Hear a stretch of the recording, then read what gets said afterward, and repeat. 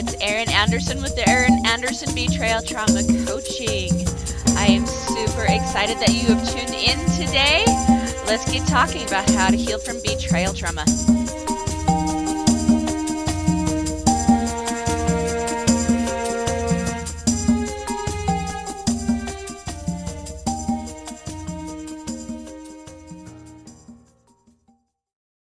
Welcome to Divorce Recovery Stories. I am Rick. I hope you're well. We are here today with betrayal trauma coach Erin Anderson. Erin, welcome to Divorce Recovery Stories. Thank you, Rick. I'm excited to be here. I'm excited for this too. This might be one of our first video episodes that ends up on YouTube, so I'm a little concerned, but You'll be fine. You'll be fine. Trust me, I've been doing podcasting for years, and I can tell you, I don't think there's ever been a podcast that's been perfect, especially, it's true. I've got kids behind this door that we'll probably hear at one point or another. So, Yeah. So you'll understand if you hear my dogs, who yes. one is literally cuddling up under my feet as I'm talking. Yep. Yep. Because life goes Of on course. around us, right? It totally happens. It does. It does. Erin, how long have you been doing trauma healing? I've been doing it for 11 years. And there's a fun story. And I know like you were about ready to ask me, how did I get into this work? And I'm going to Mhm. tell you that right now Great. because my story is one where I've dealt with a lot of trauma in my life, lots and lots of relationship trauma, lots and lots of generational trauma. There's lots and lots of developmental trauma, and all these different traumas kind of just culminated into me, right? Yeah. And so, I grew up with a fairly difficult relationship with my mom, difficult relationship with my grandma. And, when I got married, my husband, had some addictions that he brought to the table, and that caused a lot of difficult relationship things too. But what I didn't realize is how difficult my relationship was with myself. Mm. That wasn't even a part of my psyche. That wasn't even in my field of vision, right? And so when I'm sitting here like begging for healing and wanting peace and wanting all of this, what I saw was how everybody else like acted around me. But since this is my life, I somehow perceived it to be my fault. Something's wrong with me, Okay. right? Like, because this is something that I think a lot of people deal with when we have other relationships in our life that aren't showing up well, that tends to grind on our confidence. And especially when, we've been dealing with this as a generational issue and then as a developmental issue on top of it, you know, as a child, when your parent has a lot of pain, you don't see that. You just see the disconnection, you see the neglect, you feel something's wrong. But as a child doesn't have the cognitive ability to say, well, that's their issue, right? Hmm. All the child can see is, well, mom and dad are here to protect me. I need to listen to them. So if they're behaving this way, it somehow has to be my fault, right? So you saw that as a reflection of yourself. Yes. And that wasn't ever something I ever questioned, right? And so here comes, you know, my husband who's got addictive patterns must be my fault. I had a colleague, that totally tanked my job, actually. Um, the story is he was very angry at me because I was doing so well, and he didn't like it because I was a teacher and the parents were coming in and wanting me to take over his classroom. Mm. And That could cause some so, frustration. Yeah. yeah, it caused some frustration in him, right? He turned it on me. And whenever I went to go get apply for a teaching position, they would call him and he would tank the job and say all kinds of nasty things about me. And so I wasn't getting hired, Mm. right? Somehow that had to be my fault. Does that make sense? And so I was taking on all of this energy and saying somehow all of this is my fault, this brokenness, right? And at some point, like we can't handle that much brokenness. And at some point we fall into depression, we fall into deep, deep pain, sorrow, hopelessness, feeling like we'll never be seen, never be loved. And like, and my thing was, is I felt like I was the only mistake God had made, right? That's a surprisingly common feeling. Isn't it? But It, I thought I was the only one out there, right? Also, probably a surprisingly common feeling, right? yeah. And it's really interesting how our pain isolates us, even though there's so many people out there that probably experience a very similar type of pain, Hmm. right?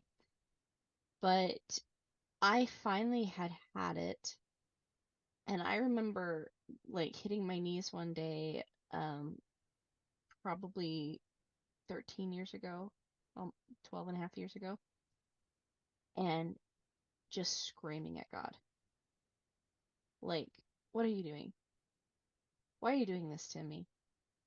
Everybody you put into my life hates me. It feels like I'm the black sheep, right? Out of all these white sheeps, I think I know how to speak English, sheep. I I'm the only one that's black.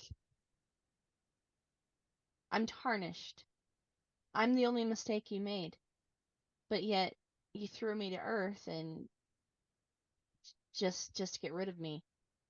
Let other people, you know, make fun of me, hurt me, because that's what my purpose is, right? Like what a god. And I screamed at him and yelled at him and riled at him and did literally everything as a Christian woman I was told not to do with God, right? In 2 hours, and finally collapsed on the floor in a pile of snot and tears. And I remember hearing, like, very audibly, very clearly, "Are you sure you've done everything? Are you sure you've done everything to heal? Are you sure you've done everything you can do to keep your relationships intact that are important?" Well, that started a whole new 2 hours of me being offended at God and screaming and yelling. How could he do that to me? Like, what a slap in the face. Like, how could he ask that? Of course, it's not my fault. It can't possibly be my fault. Like, all these things. And finally, again, after another 2 hours of railing at God, I was completely exhausted at this point. It exhausted all of that energy, all of that anger. And I heard again, "Oh, sweet one, have you just tried to heal yet? You've been trying to control all of these things that are outside of your control, but you've never considered yourself and given yourself the permission to heal. If you'll do my will, I'll show you how to do it." So I was like, okay, obviously, like I was able to accept that at that point, that I wasn't doing things very well. What the way I was doing things was causing me a lot of pain. And it wasn't necessarily my fault, right? Because here I am, I'm hurting and I want freedom and reprieve from this pain. But I felt like it was with my husband, it was with my mom, It was with my grandma, it was with my coworker, it was with my neighbor, it was with all these other people that were showing up in very, very toxic ways in my life at that time. So therefore, I had to somehow control what was going on with them. That tended that led me into extreme people pleasing because I was trying to create safety for myself. But the problem with people pleasing is I abandoned myself. The only way you can people please is to completely abandon yourself, your wants, your goals, your dreams, your desires in lieu of someone else. But the problem is because they don't have your brain installed inside their head, they're still going to turn around and make different decisions, right? Hmm. Than what you want them to make. Hmm. I was trying to do that with my mom, just pleasing her, placating her so she would stop hurting me, right?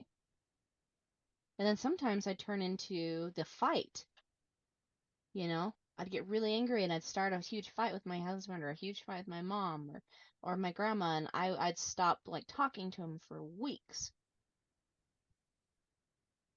Blame, blame, blame, blame, blame, right? That didn't work either. That caused more strife in my life, right? And so here I'd begged, I'd pleaded, I'd pleased, I'd fought. Um, I'd done all of these things that I could possibly consider. And so once I decided to let go and let God, basically, what it did is it pulled my energy that I had been like stretching so incredibly thin in all of these different resources back into one person. I Hmm. was able to focus on the one person that needed healing the most, which I knew, but I was trying to do it in all of these ways that didn't work because I didn't have the energy to finally put some energy on me, the person who needed the healing the most. So that turned you towards the path of healing others. It did.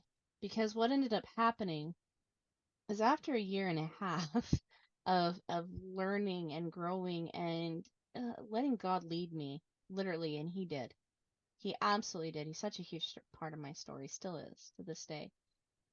Um, I remember my husband walking in the door one day and he's like, I gotta be honest with you, I've been lying for the last several months. I've been looking at pornography. Um, I know that hurts you, and I'm super sorry. I just don't know what to do, right? And instead of me like flying at him and like being so angry or completely withdrawing from him because I was so hurt, I stepped into support almost immediately. I was just like, oh, I appreciate you telling me the truth finally. Totally not okay that you lied to me. But I want to be a safe place for you, so let's talk about this, right? And that's what came out of my mouth. And and when I did, I was like, hold on a second. Like, there's no anger, there's no pain, there's no hurt. Did I seriously just heal my hurt before the person that I perceived as hurting me, before they healed the thing that was hurting me? Like, did I just do that? Right? And I remember feeling very similar situations with my mom and my grandma, my coworkers, my neighbors. They started coming in, and all of a sudden, what I perceived as toxic before, I could see now as their pain. Hmm. And so I didn't even take it personally. And I was like, oh my gosh, there's like all this freedom now. There's no pain, there's no hurt, there's no anger, there's compassion for these people, compassion for myself. and freedom. And I immediately went, and this is where it gets kind of funny. I immediately went to God and I hit my knees and I was like, "You did it. Thank you. Like, there's no pain. I'm healed. Thank you. Thank you. Thank you. Thank you." And God has a sense of humor because he's like, "Oh, sweet one, not everything does not come for free." I was like, "What?" And he says, "Now you need to go teach these principles. You need to go out into the world and share these principles." And I was like,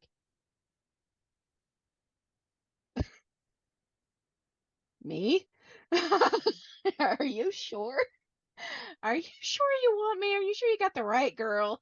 Like, I'm I'm this little podunk kid who grew up in this podunk town, and like I never saw anything special like that, anything grand, right? I mean, I was just planning on living a fairly normal, quiet life. That's not quiet. That's not normal. Like, nobody else is doing this. Like, why do you want me to do it? Right? And so there was definitely some resistance because, again, I didn't see in myself what God saw. So this experience turned you into someone who wanted to heal other people. And okay, Yeah. that makes sense. That makes sense. Now, it wasn't, I imagine it, there was a lot more organization to it because now the way that you speak, for example, here in a minute, we're going to talk about like the 7 pillars of recovery, Hmm. right? This Or isn't, healing. or sorry, of healing. I Yes. apologize. I keep divorce recovery stories. I keep It's okay. coming It's back to that okay. word. It's all good. It's all good. So there, at some point, came to be a lot more organization and information or Yes. organization of that information. Yes. Yes. Granted, when I started looking into coaching, I was already doing a little bit of it. I had started with doTERRA and was like leading a team and growing an essential oil business. And so I kind of understood a few of the concepts, right? But I had such a low vision of myself that I could never really break that ceiling. And so, you're hearing that as I'm saying, like, are you, like, you want me to do what, Lord? Right? So I had a little bit of experience with leadership. I had a little bit of experience with, talking to people and helping them kind of break past their barriers. And, my entire life, like, I can remember people just randomly walking up to me and sharing their entire life story with me and them saying like, "I don't know why I'm sharing this with you." Right? Like, I've never told anybody this stuff. And it's just like all coming out. And even as a child, me saying, that's an interesting story. And they're sharing like all this pain with me. And I'm like, "Have you tried this?" And almost just kind of feeling like this direct download of wisdom. And I never really connected the dots that, number one, that's one of my gifts, you know, but I never applied it to myself either, right? And so now, stepping into these healing stories, I've realized that it's been very possible, it's been very natural for me to help people on their healing paths, but I couldn't ever do it until I had, first and foremost, removed my own pain, right? At least Right. sufficiently enough. I should say, like, sufficiently enough for me to start building a six-figure business out of coaching, right? Well, that makes sense because one of the things that I regularly talk about is I felt that a lot of people or a lot of professionals that I interacted with when going through my divorce were not really experts they were maybe very academically prepared and they had very nice titles, right? Judges, lawyers, Mm, therapists, guardian ad litem's, all these people. But none of them actually knew what I was going through or how this situation affected our family, right? So mm, to me, that actual experience is incredibly valuable. yeah. So that It that makes sense. it is. It really is. And nothing against therapists. I have some really, really amazing therapist friends who I think do incredible work. But it's again because I think they've experienced some really deep things in their lives, right? And had to learn what healing truly is. Hmm. Um, but I actually recently met a therapist the other day, and she's like, "Oh yeah, I know who you are." I was like, "You do?" And she's like, "Yeah, yeah, I listen to your podcast all the time. It's so good. I totally like use it in my teaching and my own things, and I like refer my clients to your podcast all the time." And I'm like, "Now that's a good therapist, right?" Because you've got somebody who's learned something out of a book versus somebody who is actually open to learning things in life, Hmm. right? So that's, I think, a great transition because now you've been doing this 11 years. Mm-hmm. You've seen a lot of clients. Mm-hmm. What are some of the common things that you see? So, there's actually a ton of commonalities, a ton. But where we're talking about divorce specifically, um, we're talking about men and women who have experienced pain, right? And, most of my clients, I'd say about 90% of them are women, right? Um, and the other 10% are men. But one thing that's very, very common in both is that they are struggling with the exact same thoughts, the exact same mentalities, the exact same pains, but they're just acting on them in a very different way. See, women, when they get into the guilt and the shame and the pain and the maybe I'm not good enough, maybe I will never have what I want, that whole black sheep mentality, right? What they tend to do is they tend to step into the addiction of control. And I really do Mm. call that an addiction because it is. If you actually look at the psychological triggers with control, they're very similar to pornography. And what does a man do? He steps into porn or addictive behaviors like that for the exact same psychological triggers. He's attempting to control something in his life that feels out of control. So for a woman, that might manifest as needing to be in charge of everything and Hmm. control everything, even down to maybe the behaviors of her husband, spending Yes. habits of the home, which would inevitably lead to feelings of being overwhelmed and overworked Mm-hmm. and to blame and to resentment. That's, hmm. And a lot of people might label that as narcissism, which is a whole other thing. We're not going to get into that. But Right. Uh, let me hit on this quickly because I think it does sure, actually sure. merit some discussion. There's narcissism and then there's avoidism.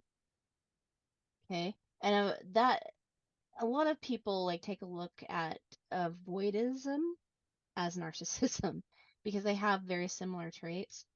The difference is a narcissistic is actually doing it on purpose. Like they actually like the mind games. It makes them feel powerful. It makes them feel good to completely and utterly destroy another human, right? But where the avoidant, and this is I think where really what I see most people in, I don't really see a lot of people as an actual narcissist. The avoidant is distributing narcissistic tendencies because they're scared. they still care. They still actually do want relationships in their life. They're not trying to destroy you because they're just sick. They're doing it because they're hurting themselves as well, and they're scared, right? And so you actually see this happening, and this kind of ties it back to both the man and the woman, right? The woman is actually avoiding, in a lot of ways, her own pain by trying to control her husband, right? Because I remember like thinking in with my husband that if I could just get him to stop, then I'd be happy. If I could just get my mom to stop, then I'd be happy. If I could just get my grandma to stop, if I could just get this person or this person or this person to stop, then I'd be happy. But what that is that's actually the very psychological foundation of I need to control this person, right? We're Mm. not necessarily doing that consciously, right? No, I don't believe that any person, unless if they're really, really sick, but the people listening to this podcast, no, no, no. If they're doing that, they're not doing it on a conscious level, right? I truly do believe that. This is just a result of avoiding our own emotions because we feel that they're scary, right? People do a lot of that. Yes. I'm sure we both see that a lot. Yes. Yes. But what ends up happening is when we avoid our emotions, there is one emotion that comes in and sits, and that's depression. Because depression teaches us we cannot have what we have, but the other emotions will give us a signal to either what's going right or what's going wrong. And if we're consistently avoiding emotions, like even the negative emotions, then we also have to avoid the good emotions. We cannot have the good emotions without the bad. Not possible. And so when we have the absence of both the good and the bad, the only thing that's left is depression. That makes sense. You, in getting ready for this, we set up something of an outline. And one of the things that you touched on that I'm not super familiar with is this idea of The seven seven pillars pillars of hell. of healing. I can speak English. I promise I can. Seven pillars of healing. Yes. Gosh, It's that okay. took I do way it too too. much effort. Yes. And, really quickly, before I get into the seven pillars, because I do want to get into that, I also want to talk about the man, because I did just touch on the woman and kind of like what she's avoiding. Oh, But yeah, the just as an man, example. Yeah, yeah, as an please go right example. ahead. But I think that it also is to say that the man is also avoiding his emotions in a big way. Like if no, for sure, if you're looking at pornography or anything like that, if that's your struggle, you're avoiding your emotions.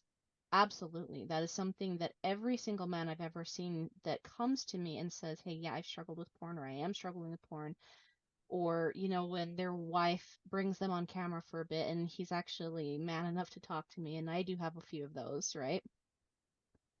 um they'll open up and they'll talk about like what they're struggling with, and without fail these are men that are avoiding their emotions because guilt and shame are so prevalent, and guilt and shame together also create that infection of depression because I've, he's been avoiding the good things and the bad. oh, yeah, no, in my opinion, right? Neither of us are psychologists. We're not here to diagnose anything. Right. But in my opinion, addictions aren't addictions. Addictions are symptoms. Yes. Yes. So And you know what? That's there's actually more there. there's actually more than just an opinion there. That's actually been psychologically proven. Any good therapist, any good coach will actually tell you that the whole adage of, once an addict, always an addict, that's bogus. That's bonkus. Okay. Um, the truth of the matter is, it is simply a symptom of a deeper problem. Absolutely. Because everything you can peel back the layers of if you start to get curious about why you do things the way you do. Why are you feeling this depression? Why are you feeling this anxiety? Why? But, and we're going to get into the pillars here on this, when you start to feel that panic, when you start to feel that depression, when you start to feel that avoiding, right? Our brain, when it wants to avoid something, wants to speed up. It's trying to run away from something, but the one thing you'll never be able to run away from is yourself. This is probably a question that I should have asked sooner. I wish I'd thought about this a little more. I apologize, but I feel like it belongs here in this part of the conversation too. What kind of traumas have you helped people heal from? It's really interesting because I say myself, I've talked about being a betrayal trauma coach, but betrayal trauma encompasses money trauma, relationship trauma, generational trauma, you have societal trauma, you have developmental trauma, childhood trauma, PTSD, lots of different types of trauma actually come under self trauma. It all comes under the guise of betrayal trauma. So you name it, I have helped somebody with it. Um, it's not uncommon for me to have helped somebody as a war veteran either. I've had a couple of them come through. The one I will say there is one person that I actually did say probably needed more therapy. This sweet, sweet lady, she's actually probably like one of the strongest people I've ever known, ever met in my life. But she came to me and she had had satanic ritual abuse. And when I say that, I'm talking about like the most vile thing a person could ever do to another person. And, I can't go into the details of what she shared with me simply because it would traumatize the audience. I'm not even joking. It was that bad. And what ended up happening is it caused split personality disorder in her. And so like I'm not necessarily qualified to help somebody with split personality disorders, right? Or schizophrenia or all these different things. Like, again, I'm not a therapist. I'm not qualified to diagnose or treat these things, right? Um, but if somebody is coming to me and saying, I have had this trauma and I really, really want to move forward from it, and I can tell that they're really ready to move into their future, that's where I come in. Therapists are amazing at helping people untangle their past, right? And somewhat to their future because they're both intertwined. But coaches tend to focus more on the future than what they do the actual past.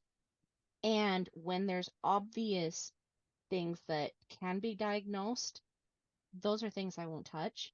Just simply because, again, I have to walk a really fine line with people because I don't want to step into that therapist uh, role. Absolutely. You know what I Right, mean? right. We want to, right. Like let the therapists and the psychologists do what they do, Mm-hmm. and that's completely separate. Totally understandable. The reason I ask that is because as we're getting into these 7 pillars of healing, I guess what I want to do is make sure that we address who this applies to. Yes. And Right. yes, and I will say that, yeah, if you've got any type of trauma, like even this sweet lady, like these pillars will help her. Sometimes traumas are a whole lot like having your shoes nailed to the floor, right? It's going to be Okay. really hard to move forward until those nails are removed. The way I look at this is, there are certain things I can do to help her, yes, but she can't move forward until we actually remove the nail. And she has been nailed literally to such a really, really horrific story. But I've watched her peeling those nails out of her shoes consistently. And so I would say that the 7 pillars are really, really going to help people who are ready to put this pain behind them once and for all, who actually know what it is they want, who know that they want to be capable, or they can at least be capable of something, and that they're willing to do whatever it takes to finally get themselves into a place of lasting happiness. So that said, could you tell us what the 7 pillars of healing are? Yeah, sure. So, with the 7 pillars, little backstory with them. I've been doing this for 11 years. I finally hired, not finally, I actually pretty quickly into my coaching experience hired an amazing business coach. She's been on my podcast a couple of times, and she's one of my very, very best friends now. I love her with all my heart and soul. And I'd been coaching and coaching and coaching, and she finally told me, she's like, you really need to start putting this, like all of this wisdom and all this goodness into some type of a container. And she's like think about like the things you normally see your people go through, right? And so I was like, oh, yeah, you're probably right. I probably do. And so I had gone to the Lord again with this, and this is where the pillars actually started coming out. Is one, I recognized that most people who are going through trauma have 7 different types of adversaries that they deal with. The adversary of expectation, like what do we really expect out of life? What do we expect out of our partnerships? What do we expect out of ourselves? And oftentimes we find trauma in failed expectations, right? So That makes sense. expectation is one of our pillars. Not pillars, I'm sorry, adversaries. The second one is distraction. So these are adversaries to the pillars. These are the adversaries to the pillars. And I have to Okay. explain those first because, this is kind of where people tend to find themselves first. Okay, Okay. is in one of these adversaries. So, like I said, the first one is expectation. Actually, sorry, the second one is the victim. Being in that victim mindset, which is the poor, poor me, everyone else has done this to me. Uh, Things like, why can't I have what I want? Those kinds of thoughts, that's in that victim mentality. And one thing that a lot of people don't love when I say, but it's very true, is someone can victimize you. That's true. But you don't have to claim the title of victim. Um, a really good example of this is like Elizabeth Smart, Mm. right? She's someone who had absolutely horrific things done to her. People did victimize her, but she will not claim the title of victim. She's way more powerful than that. See, the victim mentality actually tells us that we have no power. Okay? Okay. And so we have to be very careful with that one. The third one is distraction, right? This is where we get into uh like do we do this? Do we do that?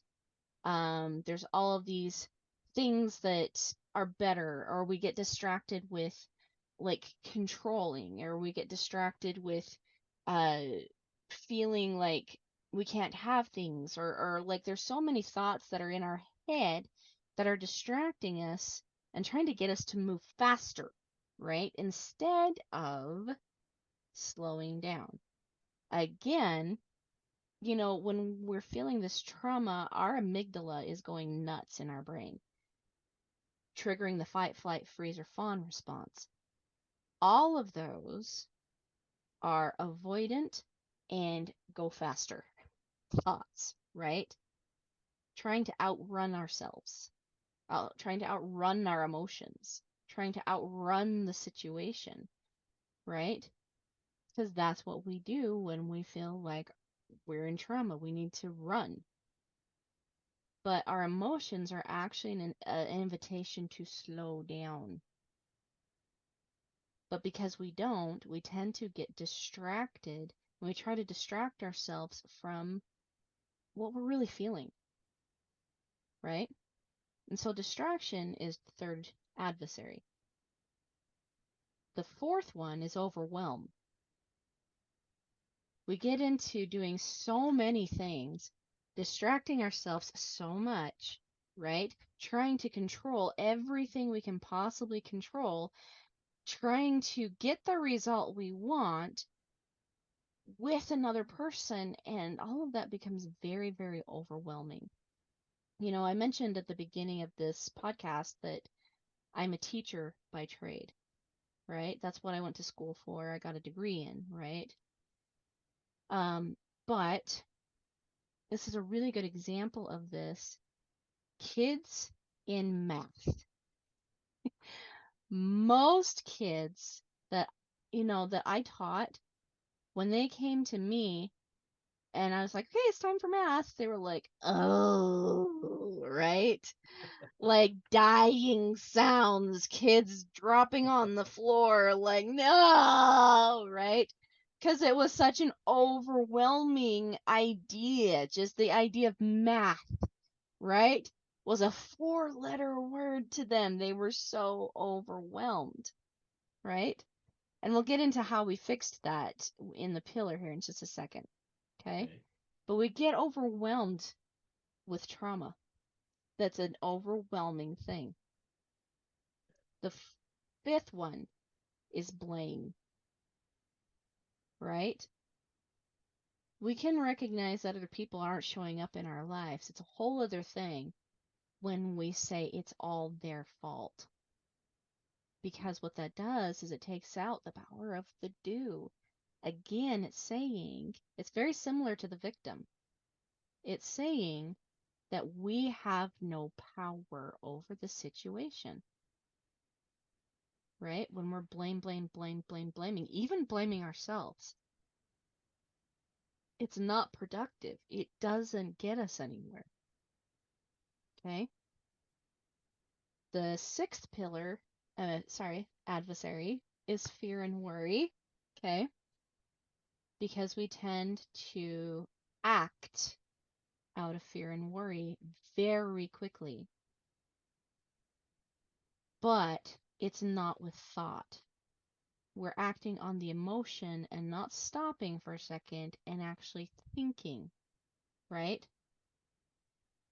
And what fear and worry does is it teaches us that we have to be alone. We have to do everything ourselves. That we can't, like, there's nobody out there that we can trust that can come into our spaces. We can't collaborate in life.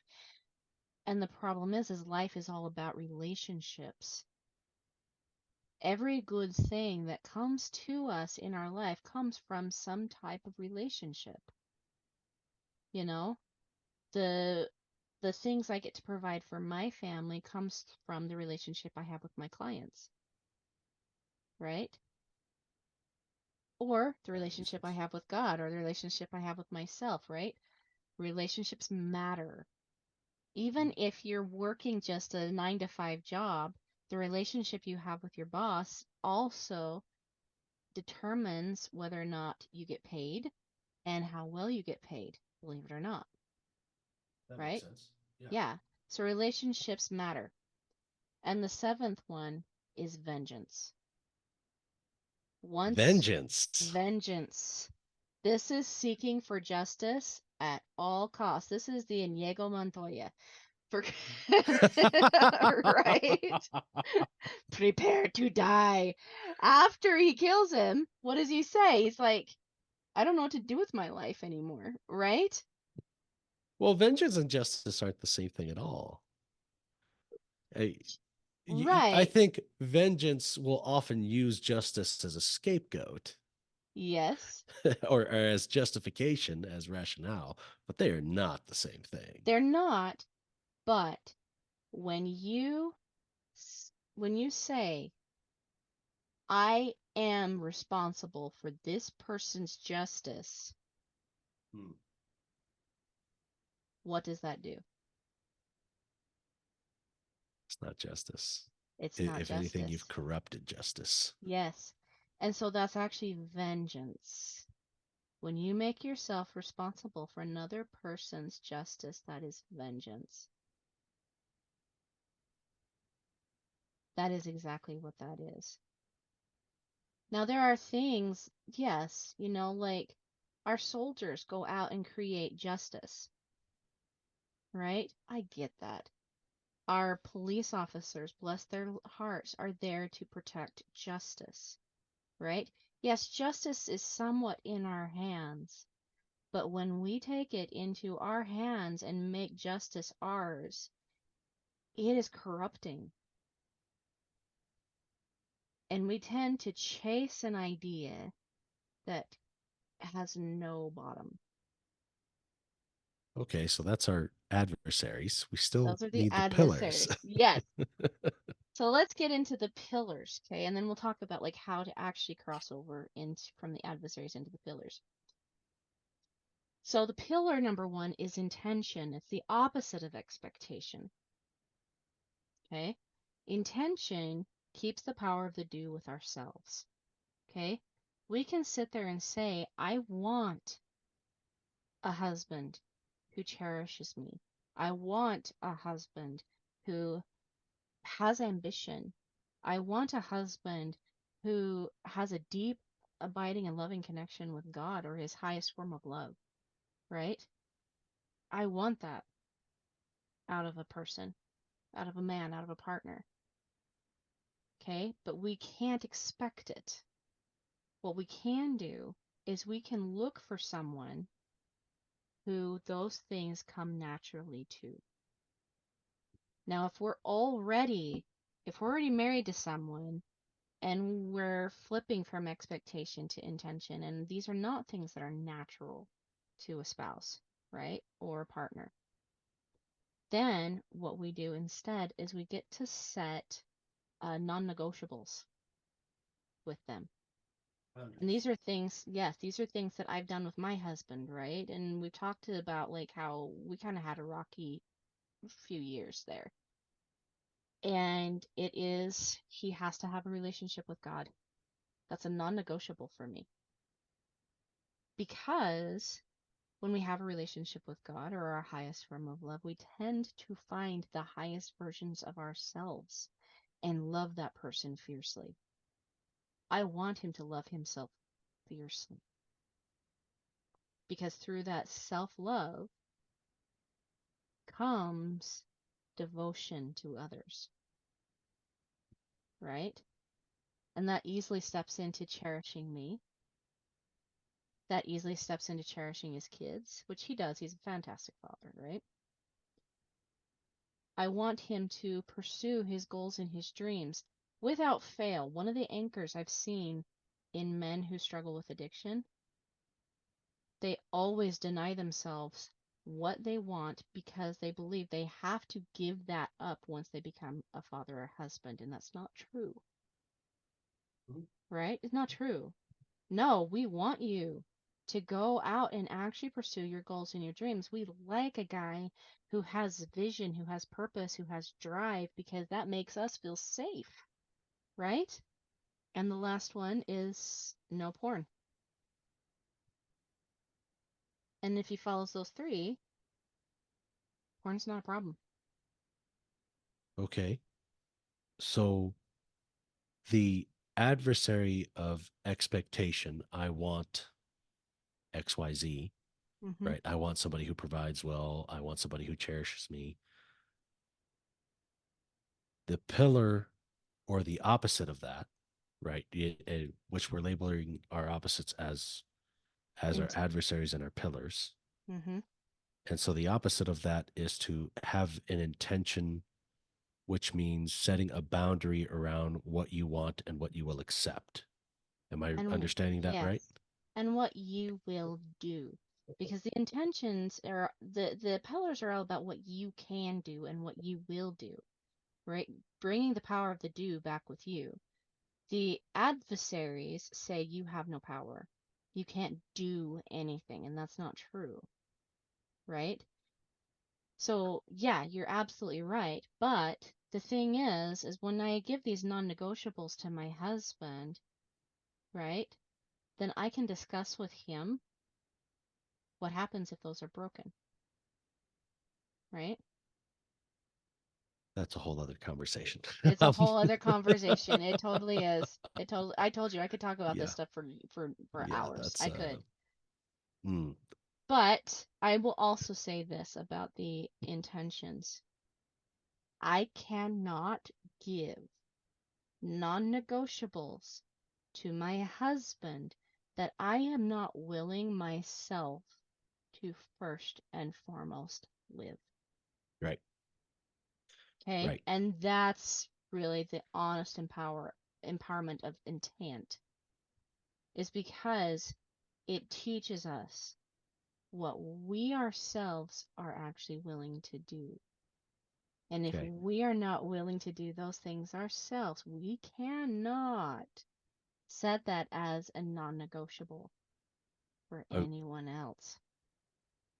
I want to not spend a ton of time on this, not because it's not great, but because the whole issue around boundaries, literally, there are books and books and books and books, hmm and this could explode and easily take over everything else. Yes. So, It could. I am going to write a book about this. I have been told by God that this needs to be a book, and I'm like, yeah, you're probably right.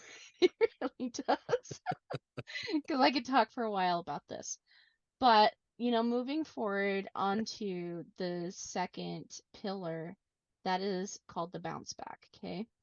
the bounce And back. the bounce back, or basically knowing who you are. Because one of the things I hear from both sides is, I just wish I could be myself, right? Well, And how that's can you? opposite of victim. That's opposite of the victim. Because if you feel like you can't be yourself, you're probably stuck in the victim mentality, believing that you Okay. have to perform a certain way or be a certain person for someone else for in order for you to be accepted. But what does that do? It leads to a lot of resentment. And Mm-hmm. resentment is a very good indicator that we are A, ignoring our boundaries, not setting boundaries, and living boundaryless, and also living in the victim mentality, believing that we don't have any power over the situation, right? The truth of the matter is one of the questions I'd love to ask people when they come to me and they're like, I just I just want to be who I am. I just want to be free to be who I am. I ask them, that's great. Who are you? And all of a sudden, there's nothing, right? They don't know. They've been Mm-hmm. too busy trying to play a role for years. That's not who they Never really are. lived. They never really lived. And so they have no idea who they Mm. are. And And so so this, this is called the bounce back because the idea is you've got to bounce back to who you are. yes, you got to bounce back to the truth of who you are, Okay. right? You've got to know yourself. One of my mantras is be your own best friend, right? But Mm-hmm. how can you be a best friend if you're your own worst enemy? That's true. That is Right? very true. That is very true. Yes. And so everything has its opposite. And once we start realizing what the opposites are in our lives, we can start to understand, number one, if I think that I'm worthless, well, how does that feel? Not really great. So what could also be true? It's not that you're not worthless. It's not true. Okay? It's absolutely not true. But if you say to yourself, and this is powerful, you need to say it out loud, and I could talk about that also in a whole other episode, but the power of your voice. You really do need to say it out loud. I am worthy. I am deserving. I am going to create greatness. See how that lands, right? And I don't Hmm. believe in affirmations. I believe in truth. Truth lands deep. Hmm. All of a sudden, it starts to awaken something inside of us.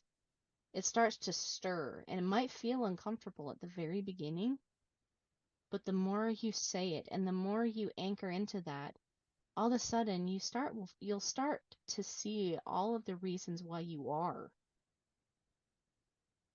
all the proof. We kind of Mm. have like this court of law going on inside of our head, right?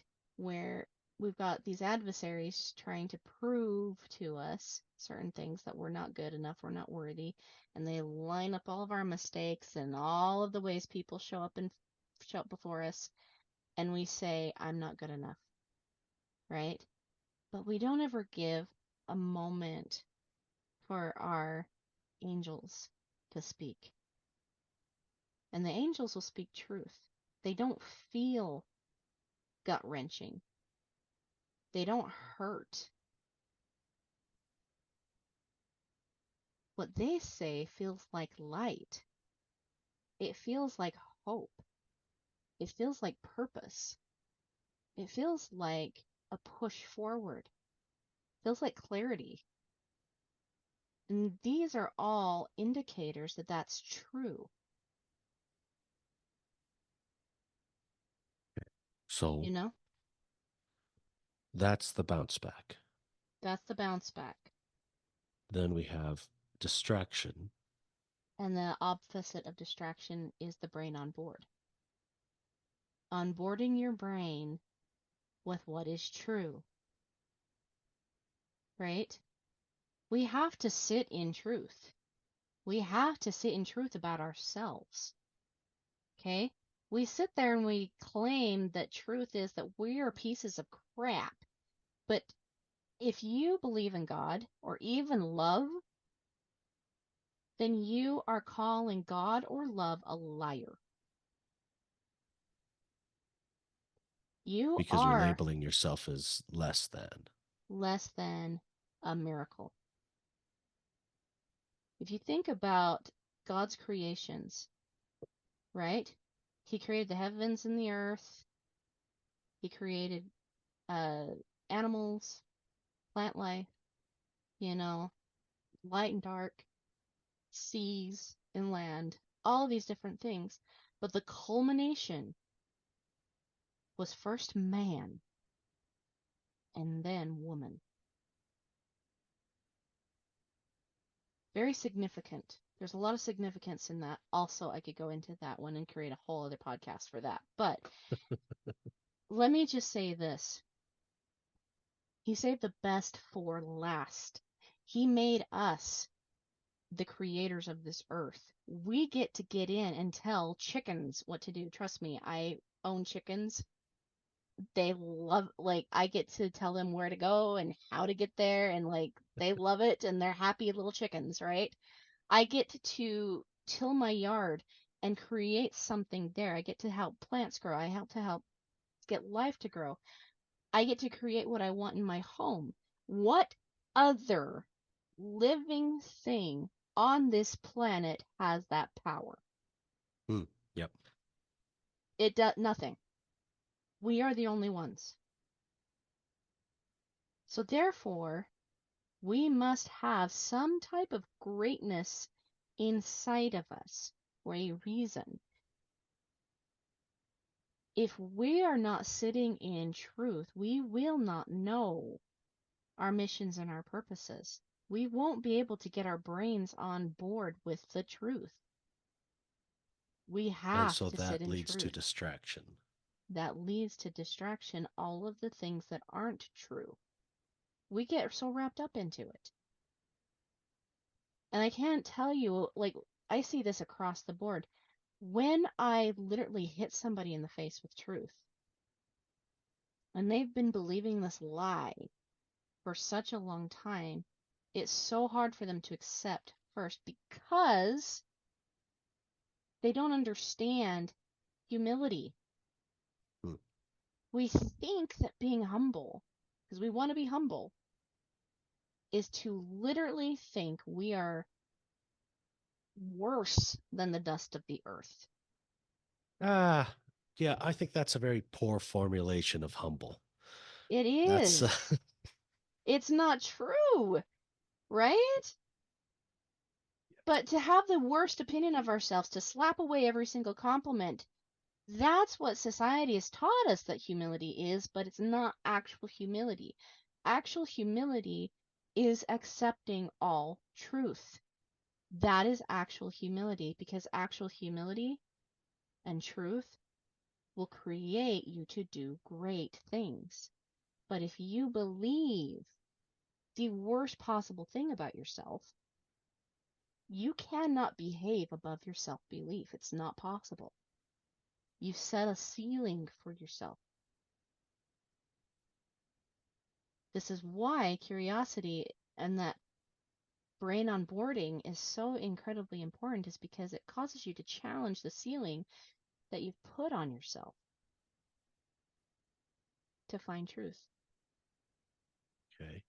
So we've got intention, bounce back, brain on board, and now we need an opposite to overwhelm. Which is play, Ha! I love that.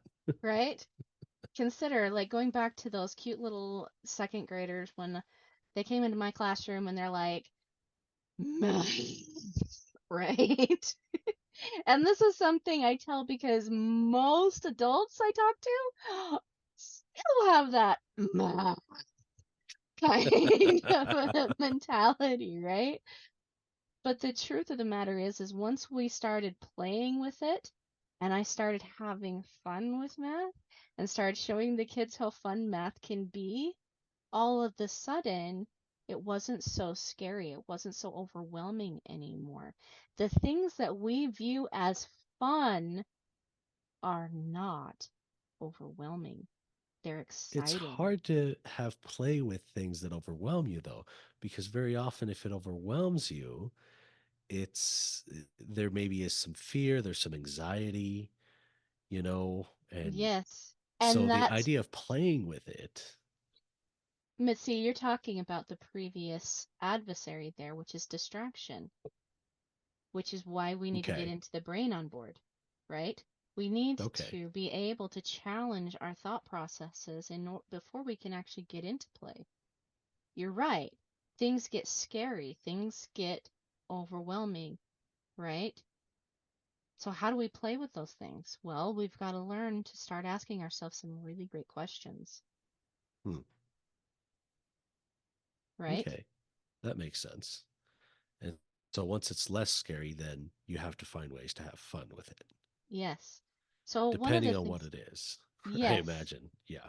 Well, in general, you know, um, I had a couple that came through my coaching doors a few years ago who were really struggling in their relationship.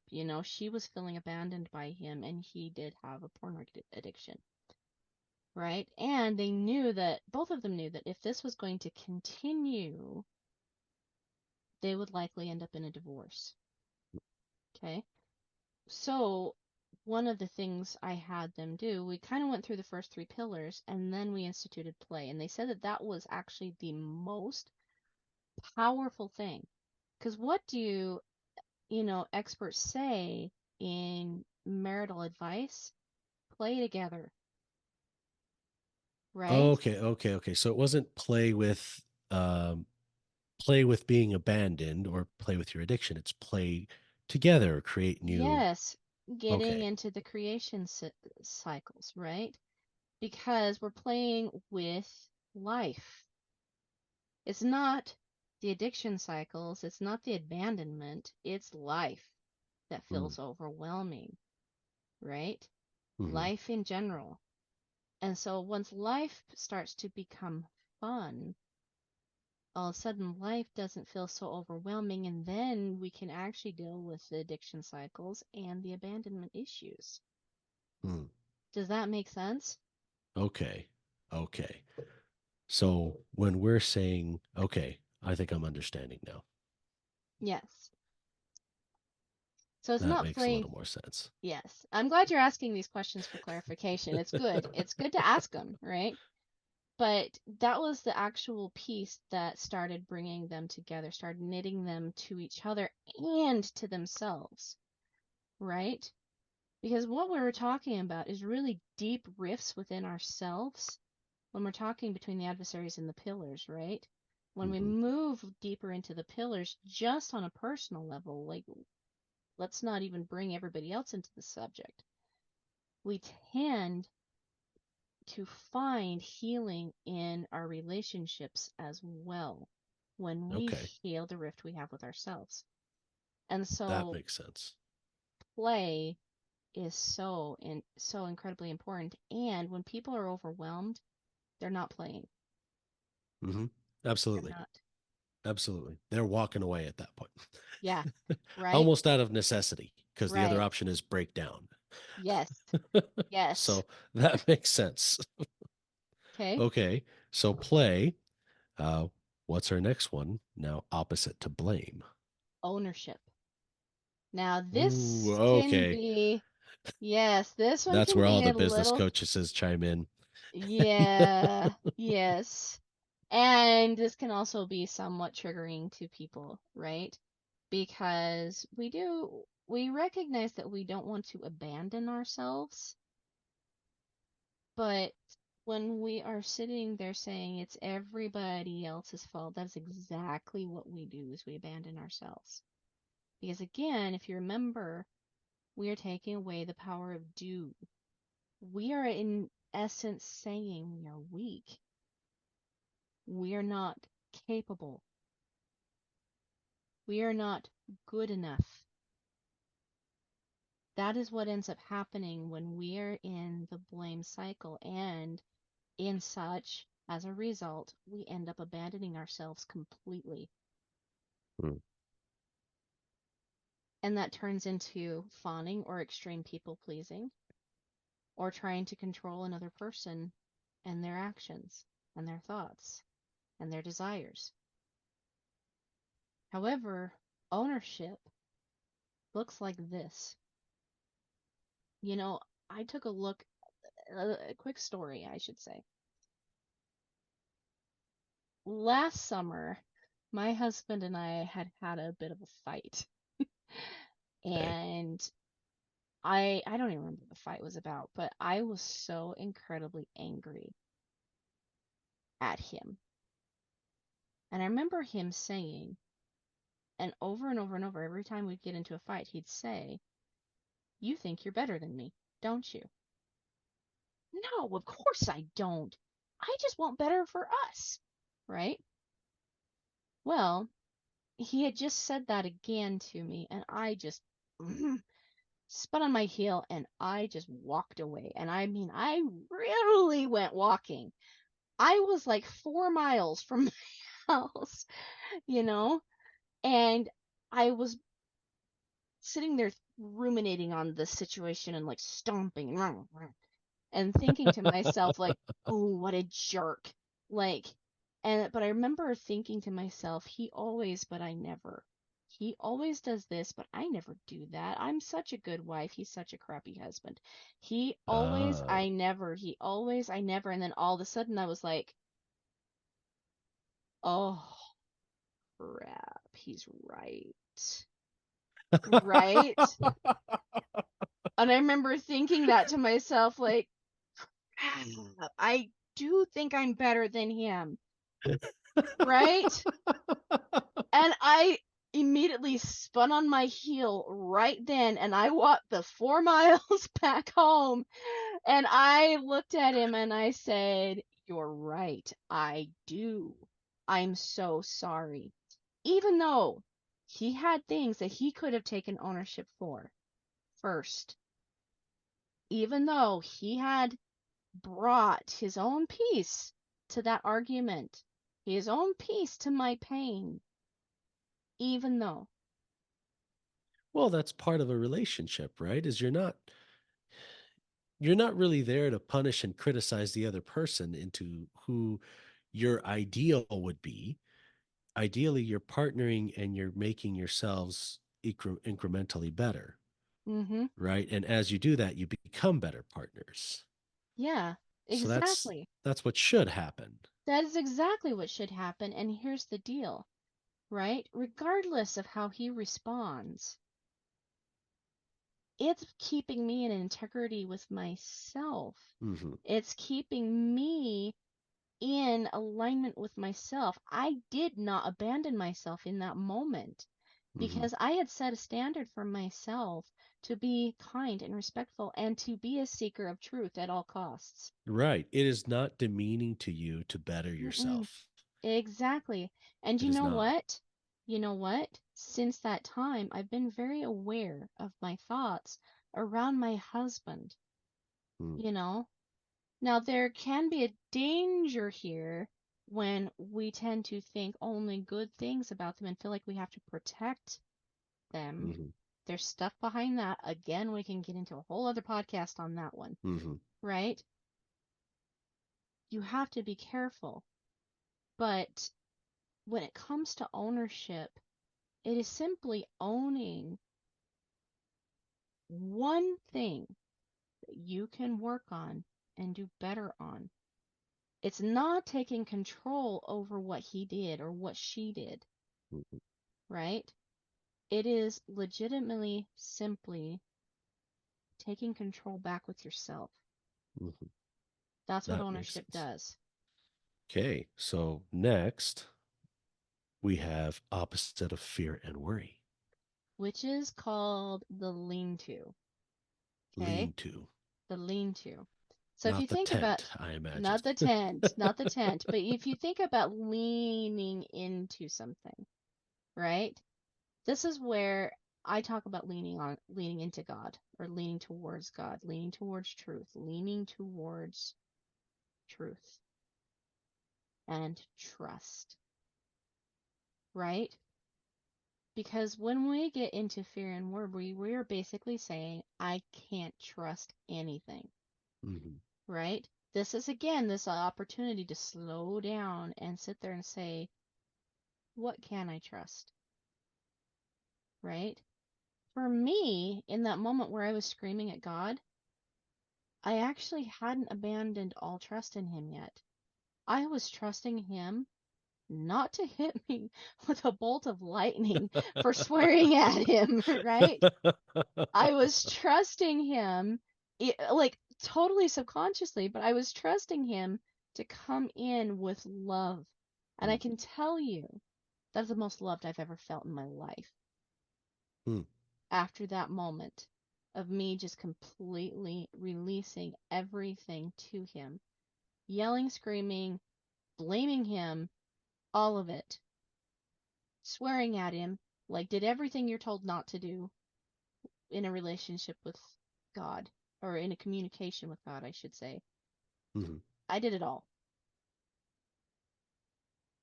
But my communication has changed so authentically because of that one interaction with him.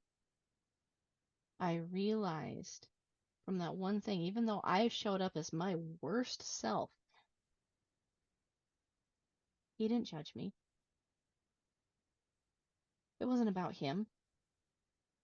It's never been about him. It's always been about us. And in that moment, he made it completely about me. You bet your bottom dollar I learned I can trust him through that. And through trusting God, I've also learned to trust myself. From trusting myself and trusting God, I have learned what it takes to trust other people. And when they bring trustworthy characteristics up, and from that has come abundance. I feel like that could be a whole other thing too. Like, what does trust mean, and who is trustworthy? Leaning, that's a Yeah, whole other. yeah, it is. It definitely is. If you guys want more information about that, come check out my podcast too. It's the other side of the struggle, healing from betrayal trauma. I've got all that kind of stuff on there too. Plug that here in a second. Yeah, we'll Okay. just plug that in right there. All right. So our last pillar is our opposite to vengeance. Yes, which is called the anchor. Because if you think about vengeance, if you really step into trying to keep justice with yourself and be responsible for another person's justice, that's going to leave you feeling a whole lot like a hot air balloon on the wind, right? Or I should say a helium-filled balloon in the wind. You're going to get bounced all over the place. However, the anchor is how can we actually be grateful for these situations? Now, I've had a lot of people get very angry at me for that too. How can I be grateful for divorce? How can I be grateful for my husband's porn addiction? How can I be grateful for the way this person showed up for me? How can I be grateful for debt? Well, because there's lessons. Beautiful, wonderful, perfect, amazing, wisdom-filled lessons that shine a light on who we truly are. Again, that bounce back, right? In gratitude for the heart. It's actually one of the things that make what you have to do way less hard. But we tend to fear it when we're going through hard things because we tend to somehow in our subconscious believe that it's going to make things harder. But I can tell you with 100% accuracy that had I not found gratitude in the way that my mom showed up for me, in the way that my colleagues showed up for me, in the way my husband has showed up for me, does that mean that they don't need to take some responsibility and heal themselves? Not at all. They absolutely do. But what it has taught me is amazing lessons like these 7 pillars. Amazing lessons like what are the main relationships in our life. It's taught me what I'm capable of, right? It brings questions to our mind. And so like oftentimes I talk about like trauma being a debt, feeling like we're in debt. And everybody can connect to this because money trauma is so rampant in all societies right now, right? And so debt is a big thing and it's scary. It's absolutely scary. But yet when we sit down for just a second and we question our money stories, what do we really believe about money? Um, how has money shown up for us before, right? And starting to really, really question these things, we start to get clearer with money. How do we want to make it? How do we want to create it? How do we want to be used? What do we want to go towards? Right? And that starts to change the entire dynamic and the entire relationship. We're talking about divorce here. Whether you're already divorced or whether you're looking at a divorce, that is definitely an emotional debt kind of a situation, right?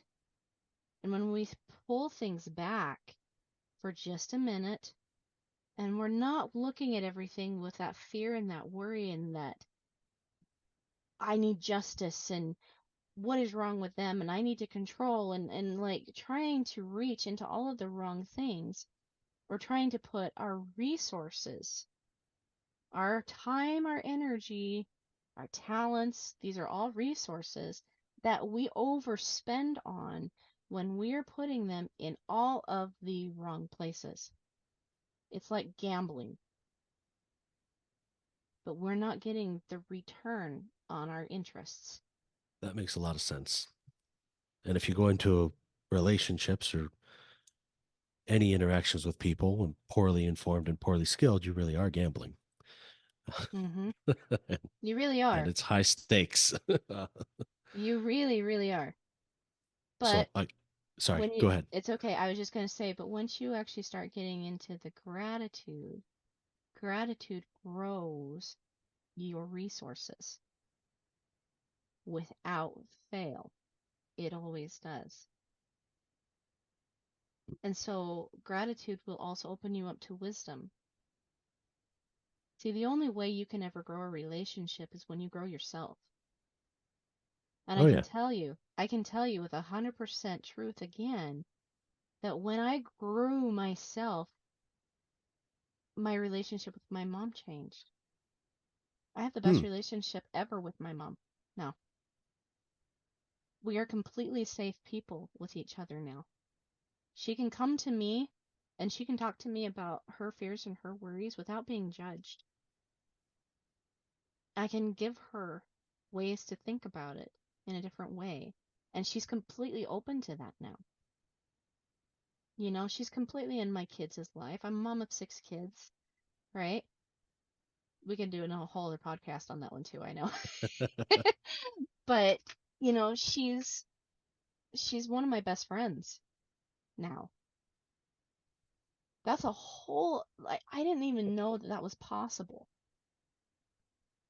My husband, even though there's still things that we need to work on in our relationship, one of my favorite things about him is he is open to trying something new, to trying something different, to thinking about things in a different way, which he wasn't before. I have amazing friendships, hence, like this podcast, right? I'm gaining a new friend today. Amazing friendship. And I have people literally all around me. And this is, I'm going to get emotional here, Rick. But I have people all around me now that support me, love me, they're cheering me on. They love seeing my success, they love seeing me grow, and they're excited for me versus feeling so alone in my life. This is this is 11 years later, yes, but I can tell you I dealt with that aloneness for 25 years, and that changed in 18 months. It probably would have been quicker if I wasn't so daggone stubborn. Like, I will say that. There's that ownership piece right there, right? But, you Well, know, things do get better if you face them mm, honestly. Well, mm, okay, maybe that's not necessarily true. Maybe the what happens right afterwards won't be a great experience, but it's a more useful experience yeah, than continuing in ignorance or in fantasy. yes. Or in control. Yeah. And like, I'm not, I think divorce is often there because, you know, we do tend to have failed relationships, okay? And I'm not saying divorce should never happen, but at the rate it's happening, something's wrong. Mhm. Something is absolutely wrong. And one of the things I do see, probably more often than it needs to, is that divorce happens because we weren't able to control another person, right? Or divorce happens because somebody tried to control us to the point that we just couldn't deal with it anymore. But what Yeah. happens, and this is what ends up happening with the 7 pillars, you can only control one person at a time. If you're trying to control someone else, that leaves you out of control. and feeling crazy at the same time because you can actually never completely control another person. You don't have that ability. Nobody does. However, you do have the ability to completely control yourself. But you cannot do that if you're trying to focus on controlling another person. It's true. And, you know, this is where some invitation comes in here. That can feel really, really triggering to some people that are really, really in this deep hurt. And that's not my that's not my intention at all to Mm. hurt anybody listening to this. But it is my intention to get you to simply slow down again, pull back, and just wonder, am I trying to control something out of my control? Mm. Because if you are, and if you'll be honest enough with yourself, like, heavens, I've been doing this for 11 years and I'm still finding ways where I'm like trying to control someone else, right? But if I can sit there and get into these pillars for a minute, I can realize, okay, I need to take some ownership here. What's the wisdom or the gratitude I can find? Maybe how can I go play for a little bit so that way things don't feel so overwhelming and I can think, right? There's all these different ways we can really get into these pillars and get out of the cycle of control. So I know we've gone way over time, way Don't over forget time. that. And I apologize. And for my part, and we just converse. Yes, we do. Um, but I have to ask at least one more. Okay, go ahead.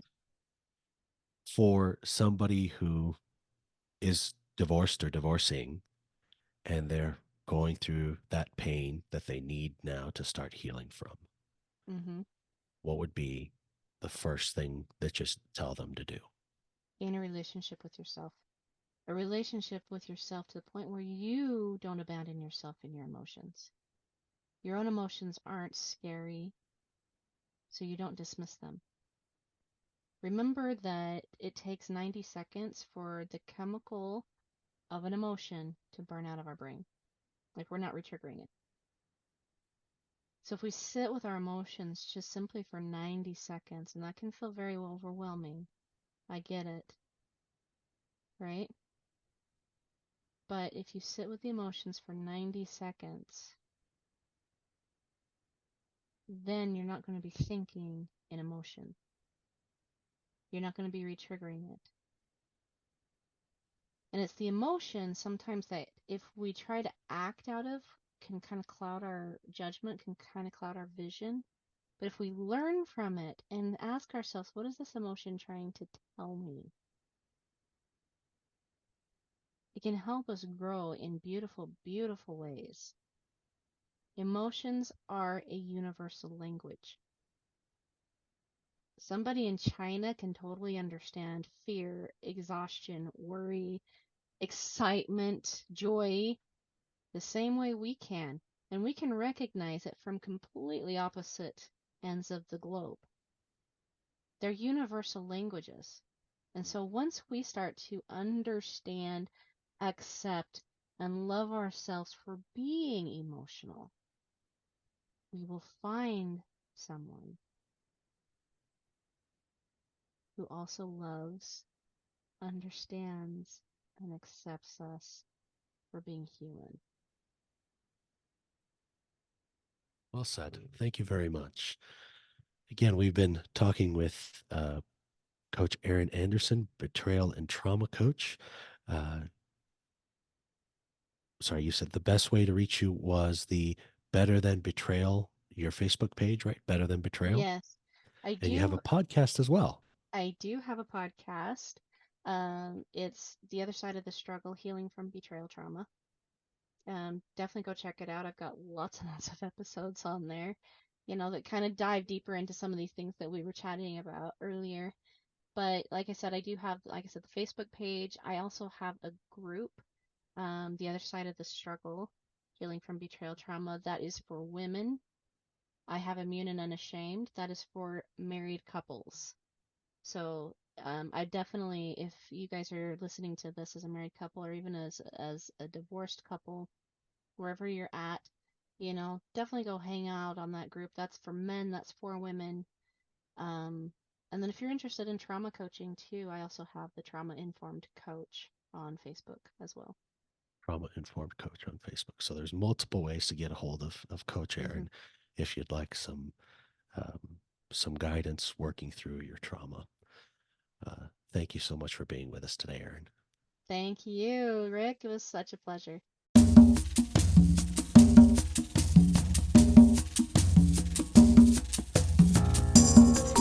Hey guys, thanks so much for hanging out with me today and listening in on this podcasting episode. Don't forget to tune in next week. It's gonna be hot.